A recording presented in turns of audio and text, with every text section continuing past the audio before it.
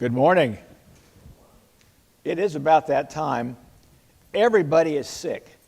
I hate to tell you that, but I don't know who's not sick other than the people that are in here, and I suspect some of you might be a little under the weather, but you're here anyway.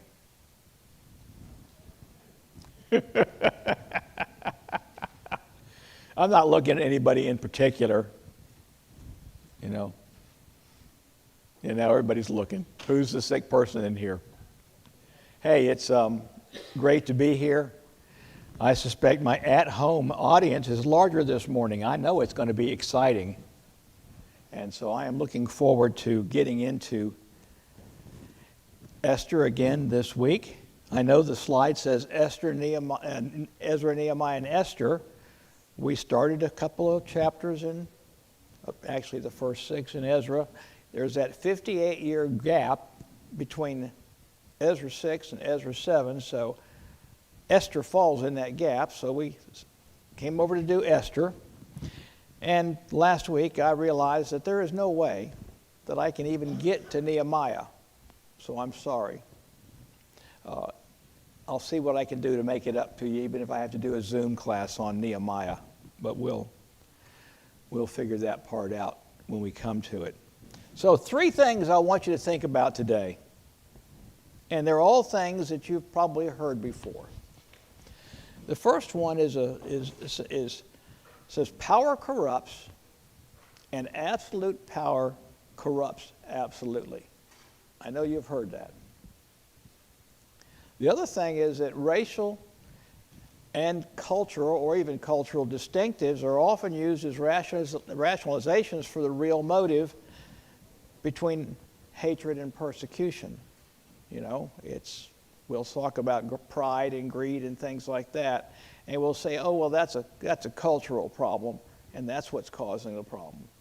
Not always true. And the last thing is some people will compromise even the most fundamental standards of humanness for a bribe. In other words, some people will do anything for a bribe. Doesn't always work out that way, but it's kind of that way. So, let me see here. Okay, we've seen this. This is a timeline slide for Esther. We're beginning the second column called Trial of the Jews. I didn't make the slide. I'm not sure I would have used that word, but it was easy for me to steal that slide and put it up on my PowerPoint, so we just have a time reference. So, you know, the period of time we're talking about is 479, 478. So there's a 5 or 6 year gap there, depending on how you do your math. So that's okay. That works out good. All right. So we don't really know a lot about Haman. We know there are a lot of people in the Bible that we don't have much to go on. In other words, we got a name.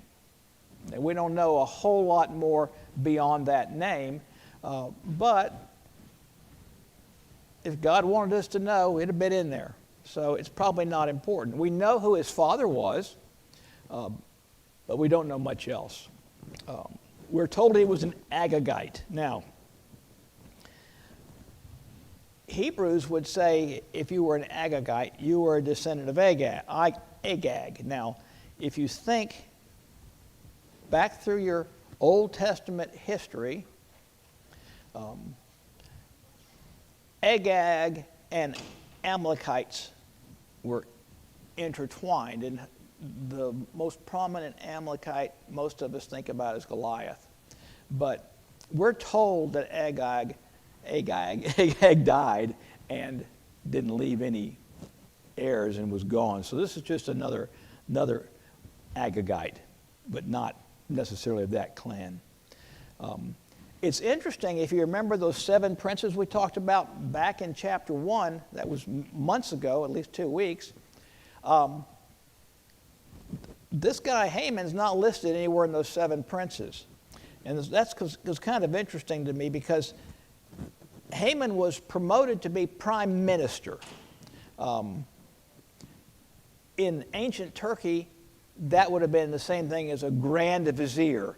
So if you remember all of your Aladdin history, Aladdin was real, right? Aladdin history, the grand vizier. So, but that's kind of the position that he held.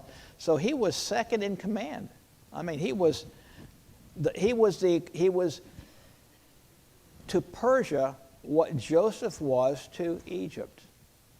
I don't think Haman was anywhere near as smart, but we'll find that out. Some commentators think that Haman was probably not really qualified for the job and was of lesser breeding, whatever that means.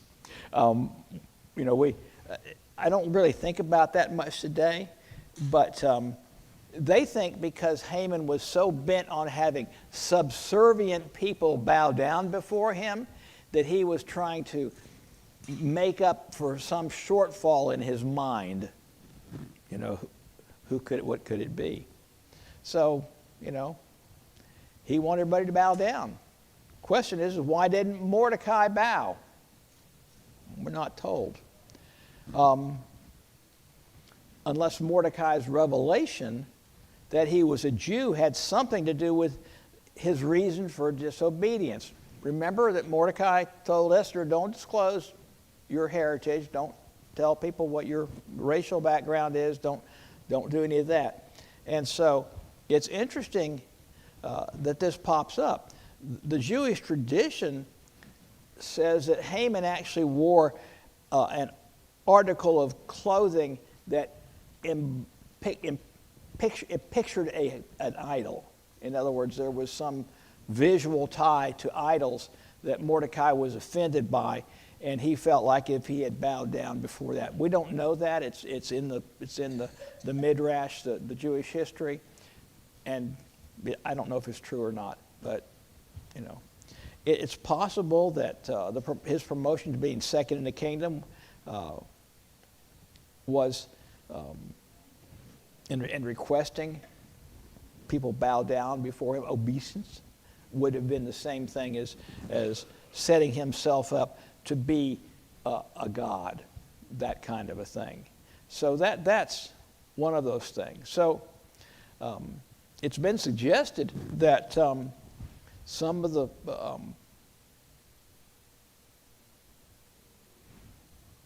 people, some of the advancement, when people were promoted to high places in pagan cultures, they equated that to some kind of a god position.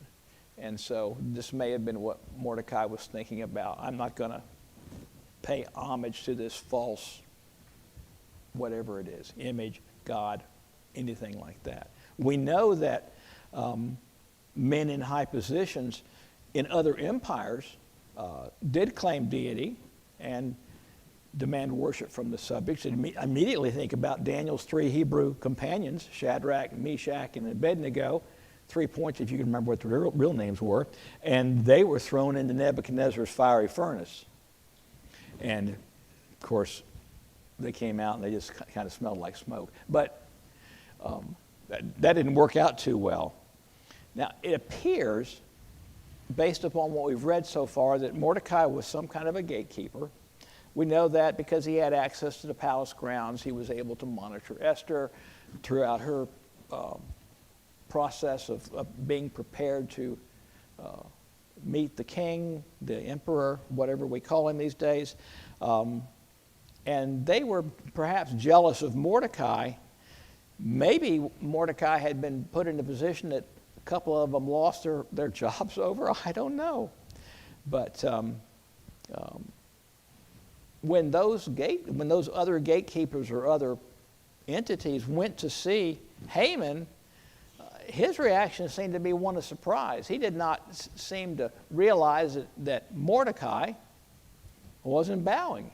Probably didn't notice it. Maybe Mordecai stood back in the shadows so that he didn't make a scene when everybody else bowed, and he decided he wasn't going to go do that. He might have just stepped back a little bit and been out of the visual of Haman. But he probably would have still been seen by the other people around him, the other gatekeepers, something like that. Regardless, I think what happened is they were kind of jealous because Mordecai wasn't bowing and they were. So they probably went to Haman to say, hey, I want to tell you about this. And I think what they really wanted to find out was, did Mordecai's excuse hold water? Was it something that they too could get away with? Could they say they were somebody else and then all of a sudden be excused from bowing to Haman? Don't know. Perhaps if Mordecai's excuse had been more of a singular purpose, I'm not bowing down because my lumbago is bothering me, or I'm not bowing down because I got a bad hip, or I'm not bowing down because once I get down I can't get up. So say it had been a more singular purpose. These are all things I'm thinking of today. Okay, but he used his heritage, his ethnic origin, and because he did that, Haman decided, well, if this Jew won't bow down to me, no Jew will bow down to me, and I can't handle that. So I'm going to have to do something about this problem. Like I said, he didn't know until he was told. But Haman's immediate reaction, that was probably from wounded pride. This guy, he's not bowing down to me? Oh no, this is horrible, And because his immediate reaction was, I can already tell you he's the wrong man for the job. Be the Grand Vizier, not hardly, Prime Minister.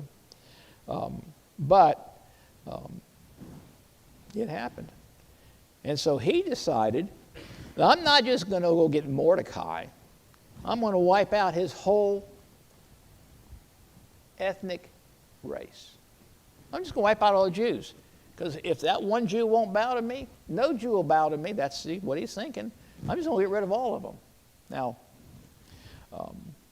we're told that in the first month of Nisan, now these are Hebrew months, not Persian months, Haman made his genocidal plans for the Jewish people. Nisan was the first month in the Jewish calendar. It means month of flowers, if you care. And that was the word the Jews in Babylonian exile substituted for the old Mosaic name of the first month, which used to be Abib, which I know you all remember that very well. And me either. Me either. So Nisan was comparable to March, April in the Gregorian calendar. Now, are you familiar with the Gregorian calendar? That's the calendar we live under today. Okay. And so in the Gregorian calendar, Nisan would have been, March, April. That would have been the 12th year of Xerxes, which would have been 474 BC. I know you remember that as well. Now this word per, it's probably borrowed from the Assyrian word puru, which meant stone, and it meant to use a lot for casting or a stone for casting to determine an issue. Do you remember Urim and the Thummim, the priest stones that they would use to determine God's will about something? Well, that was actually a casting process. They would, well, that's what they did. They would basically cast these stones. Perhaps they were colored with dots on them or something, like, dice. Yeah, very similar. And this was a very familiar process in Eastern civilizations. Even the Hebrews used it. I mean, you can find it in Proverbs, Numbers, Ezekiel, Jonah, Acts talks about, casting lots. And lots were drawn or cast in different ways. Sometimes it was a stone. Sometimes it was even an ivory dice that they actually found these things. Sometimes it was intricately carved sets of wooden sticks, strips of parchment, whatever they could find, Maybe they tore it up and put numbers on each of it and they drew them out of a hat, who knows. But Haman's lot was probably some kind of a numbered or figured stone like dice today.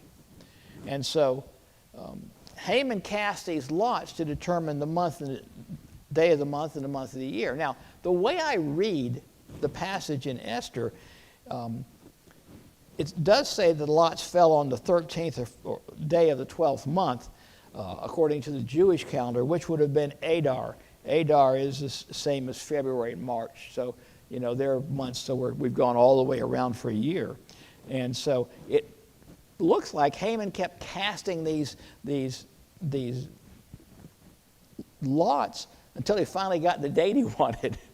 That's what I think. I think basically he just, we'll just throw this till I get this particular date.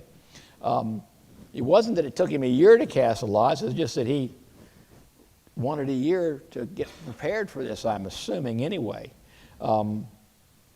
But it wouldn't take any more than an hour or two to cast those things, because there's only, so many days and so many months that you can work with. So he would eventually said, okay, well, that means that date. And then he cast them some more again and said, okay, that's that month. I'm done. Here's what it's going to be. So it's going to be the 13th day of the 12th month.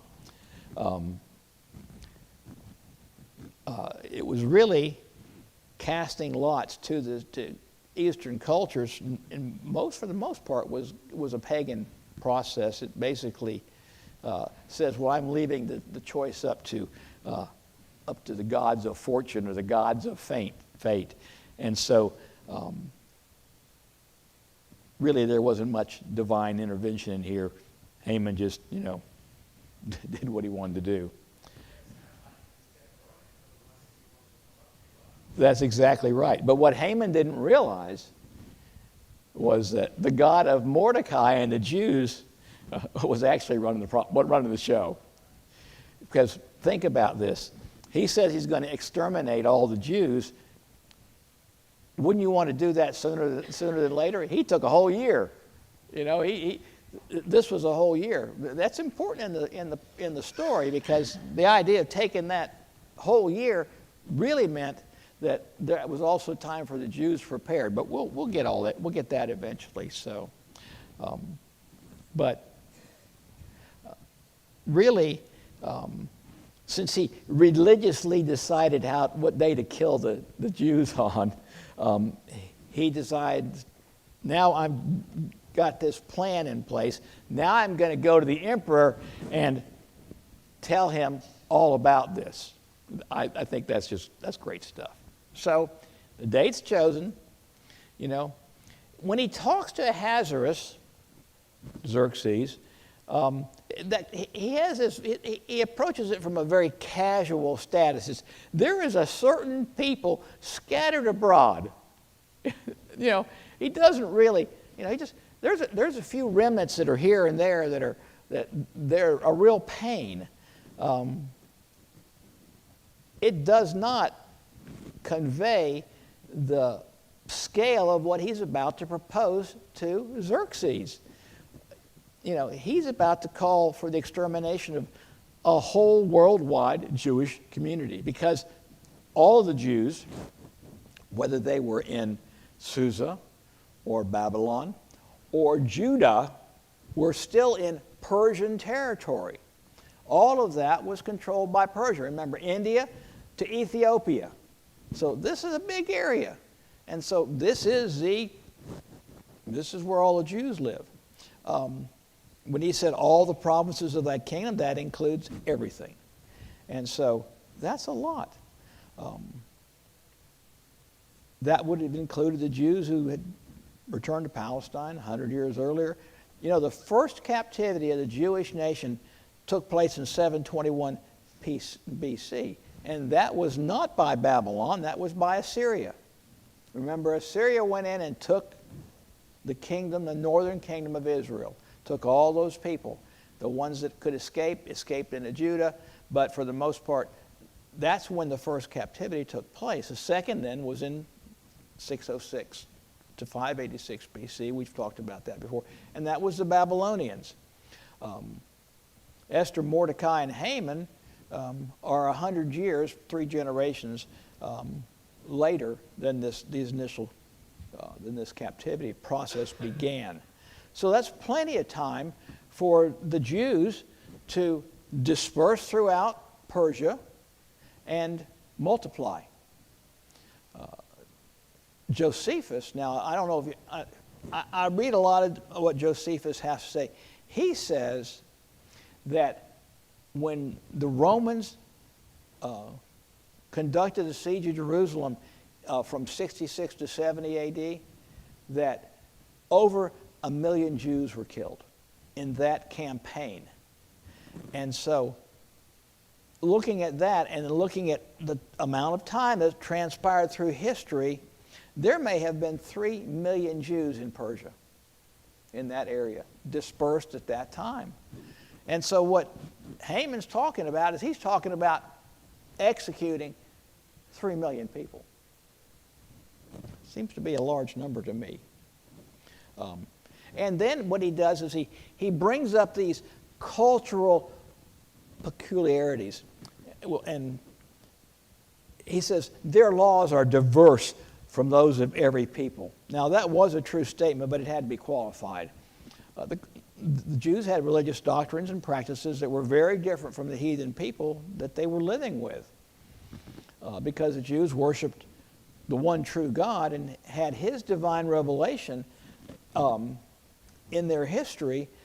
Their ethics were a lot higher. Their human relationships were a lot more benevolent than the heathen populations that they were living with.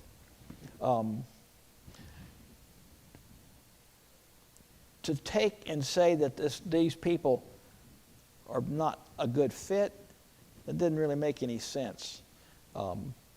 When they took the initial people out of Jerusalem, Daniel, Shadrach, Meshach, Abednego, skilled craftsmen, skilled tradesmen, they really took good people out, not people they were people who had beneficial talents that could help the Persians, the Babylonians at that time, and then Persia later. But when you think about this entire group of people, they generally fit in. It was generally not a problem. Now, Haman is so consumed with this project that he's willing to make a huge bribe to the emperor. Now, this is the guy that just a few years earlier had this big party to show off all of his armies and all of his wealth and all of his, now he wasn't as rich as he was because he went off on this 3-year campaign and lost a bunch of men and probably equipment. But anyway, 10,000 talents of silver is equivalent to approximately $10 million. So it's a big check, big check. Herodotus, the historian, he estimated the sum was equal to the annual revenue in silver of the whole Persian Empire. Now, I don't know where Haman got this kind of money, but I'm sure it wasn't honestly. Like I said, and Haman's offer was probably tempting because of he'd spent some money going to war. So what happens is that he convinces Xerxes this is a good project, and Xerxes gives Haman his ring, his signet ring. Now, what's important about the signet ring is it is the king's seal. And he could use that seal to send all kinds of correspondence, and it would officially come from the emperor. So this is a big deal. And so he's basically allowing Haman to do whatever he wants to do, and he's blessing it. He's not asking any questions that we're aware of. He's not investigating the situation. He's basically just saying, okay, well, we've already looked at Xerxes some, and kind of based upon his actions, we decided he's kind of an immature, quick-tempered, vacillating, in other words, back and forth, leader. They would not hold a lot of respect today. People that can't commit, people that can't think through a process, people that think, okay, well, is it good for me? Then that's a problem. That's a problem. So what happens here is Haman's got the seal. Anything he writes or does, he can do that. So he dictates the edict in the form of a letter to the scribes, and they record it. You remember I told you how many different ethnic entities are inside of Persia. So all of these different languages, all of these different dialects. So they've got to record this in all of these different languages, all of these different styles of writing, styles of speaking, to communicate this. So he's got to send all of this stuff out to these people to say, here's what's going to happen here. And so scribes, they were usually the more learned people in the royal process. In other words, scribes were held with great esteem in just about every civilization. They knew the history. They could read and write. They could translate. They could do all kinds of things. So they were people that you would turn to communicate with the people. You know, they not only wrote decrees for the kings, but they recorded history. They interpreted past events and provided advice to the kings based upon, here's what happened when this occurred 35 years ago or 100 years ago. And so they would bring the king, the leader, an active moment, if you will. In other words, okay, this is what happened the last time this went on, and here's what they did. And we would bring the king up to speed to say, here's how this was handled. And of course, I don't think any of that's happened with Haman, other than he took advantage of the scribes and get them to write everything down. So he sent this decree to all of these governors and princes of all the provinces, and he sealed all these letters with a king's signet ring. So it became the official policy of the Persian Empire. And if you remember, we've talked about this in the past, but any decree made by the Medes and Persians was a binding decree and couldn't be undone. It was one and done. So these things present problems. Now, orders were all sent throughout the empire to massacre perhaps millions of people, and the emperor and his prime minister sat down to feast and drink. That's something the Persians seemed to be very good at. They knew how to party. And, much else, who knows? I mean, that's kind of callous, don't you think? You send out a note, okay, we're going to kill all these Jews on the 13th day of the 12th month. Now let's go have a party. Kind of callous. Kind of callous.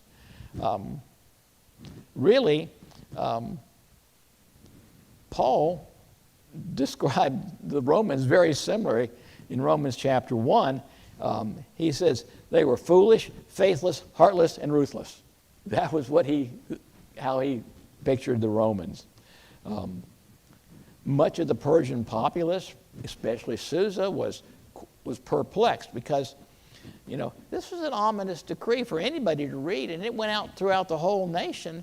And, if Haman was capable of doing this to the Jews, why couldn't he do it to somebody else? Why couldn't he do it to people of this family or this or that? And the Persians that were familiar with the Jews knew that they were law-abiding citizens. They were not rabble-rousers. So many Jews made really great contributions in politics and science, arts and finance in every country they lived in. Jeremiah, he instructed them to build houses and live in them, plant gardens and eat their produce, take wives for your sons and give your daughters in marriage so they may bear sons and daughters. Multiply there and do not decrease, but seek the welfare of the city where I have sent you into exile and pray to the Lord on its behalf, for in its welfare you will find your welfare. In other words, and that was in Jeremiah 29, 5 through 7. What he's saying is when you're taken away and moved to these cities, just be a part of it. Because if that city is productive, you'll be productive. If that good things happen to that city, good things will happen to you. So, not a good thing. rabbinic principle was established from Jeremiah's instruction. They said the law of the country in which you live is binding. And that has kind of transversed through the Bible. In other words, you are in subjection to the rulers that are placed over you. That's what we're told. So when we live somewhere, or if I moved to Alabama, I would be subject to Alabama rules. Even though I might not be what I want to be, I would still be required to follow their rules. It wouldn't matter. And what they said is, wherever you live, that's where the law is binding. The Jews, they were faithful and loyal subjects of the Persian emperors from Cyrus to Darius. You don't see any trouble during their captivity.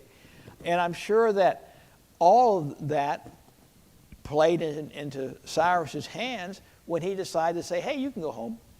You can go home because, first of all, Judah was an empire of Persia. He was just letting them relocate from Babylon back to Judah. And so they had been good, productive citizens. That's why Susa's confused. These people aren't these horrible people? And so, yeah, that was a big deal. Well, we sent this thing out, and it was not well received by the Jews. I'm appalled. I can't believe that. Why wouldn't you receive the message that you're going to be executed on the 13th day of the 12th month? Yeah. Sackcloth and ashes, that was the dress for the day. And there was not good. So, he went out in the middle of the kingdom, and he started making a scene. He wasn't happy about things. But that was the culture of the day. In other words, sackcloth and ashes and wailing. It wasn't just the Hebrews. Anytime you were in dire straits and really didn't have any control of the situation, that's kind of how people act like that. That there's a Hebrew word, marah, and if you remember that has to do with bitter. It's the same word that Naomi used when she said, don't call me Naomi, call me Mara, because God has dealt very bitterly with me. And she said, I went away full, and now I'm coming back empty. If you remember the story about Ruth and Naomi and their husbands dying and all that. But this is what Mordecai is expressing. What happened? How could this happen? And so now, truthfully, Mordecai may have been a catalyst, but it was a minor event from the perspective of the Jewish community. I don't know I don't know if I would react any differently than Mordecai did.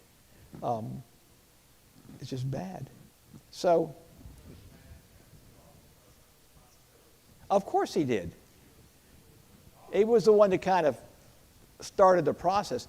But you think about it, he wasn't making a public spectacle of not bowing because Haman didn't notice it. It didn't come to Haman's attention until a couple of his peers, Mordecai's peers, went to Haman and said, hey, this guy don't bow to you. So while he's probably, partially to blame, it's also, I wonder a little bit about, the infighting that takes place. Yeah. He was in a tough spot. I mean, yeah, people would have said, Mordecai, why'd you do this? Why didn't you bow down? Why didn't you, do all that kind of stuff? And they would have gone back and said, the law of the country in which you live is binding, That's what they would have said. You're supposed to follow the rules where you're at. That's how you're supposed to, doesn't matter. Why didn't you do that? Well, clearly, Mordecai is shielded from all this because she doesn't know what's going on out there. It wasn't until her servants told her that Mordecai was out there making a scene, wailing and mourning and dressed himself in sackcloth. And that's was a customary dress for bitterness of the soul. And Esther was upset about it, honestly. But Esther was probably more curious about Mordecai's display because now her father, he's out there making a scene, and Esther, she's got the power and resources to send him relief immediately. Whatever it is, I can take care of you, So, but she hurts because Mordecai hurts, and she's going to help.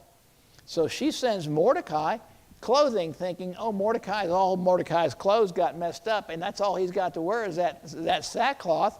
So what he does is she sends him clothes so he can enter the gates to the city, because you couldn't come in the city looking like Mordecai did or being mournful. That wasn't permitted. You couldn't bring your mournful feelings into the city because it might impact the entire city. Well, so maybe he doesn't have any clothes all of a sudden. I'll just send him some clothes. And, well, she does that, but he doesn't accept the clothing that she sent. And the servants come back empty-handed. He kept his sackcloth on. He continued his wailing. Esther's even more concerned, so she gets her personal eunuch. His name is It's either Hathach or Hathach. I don't know which it is, but, so I'll probably say it 16 different ways and get it all wrong. But this is her personal eunuch. She's got a personal eunuch assigned to her to take care of the things that men, no matter how they're equipped, can take care of. He could do the heavy lifting. He could go talk to people. He could do whatever needed to be done that he wasn't appropriate for her to do. So Hathach was to report back to Esther the why and the wherefore. Why was Mordecai doing this? What's going on here? And Haman and Xerxes, they wouldn't have confided their plot against the Jews to Esther, although they didn't know at that time she was a Jew. Eastern leaders, emperors, princes, kings, they were not accustomed to accepting the counsel of their wives with regard to affairs of state. Although we know how essential our wives are to everything we do. Mordecai was sure Esther would hear the reason behind his mourning, and she wouldn't have to know. But, when Hathach went out and asked, Mordecai said, well, here's what's going on. He told him how he refused to bow down in the presence of Haman, how Haman had bribed the emperor with 10,000 talents of silver, how the emperor had issued a decree that all the Jews would be slain because of Mordecai's actions. I guess he did feel guilty. And Mordecai apparently thought that exact sum of the bribe was important, that Esther might need that because he wanted her to do something pretty serious. And so, maybe he felt like Esther would be better equipped to appeal to Xerxes if she knew, I know the amount of money that he bribed you with, husband. And but Mordecai had a copy of the whole decree, and he told Hathach to take it back and read it to her. Read it to her. Now, some infer from this that Esther was not able to read the Persian language, but I'm not sure that's quite true because she grew up there. But basically, Mordecai basically says, you need to go and talk to the emperor. Well, that's not a popular thing. Remember that he told her, don't make it known about your racial origin, but now he thinks it's important. Not only would the revelation that she was a Jewess put her life in jeopardy, but even the seemingly innocent act of approaching the emperor could result in death. would she be willing to give her life for this cause? You know, Esther's first reaction was to remind Mordecai about this Persian law that said you couldn't approach the emperor unless you were invited.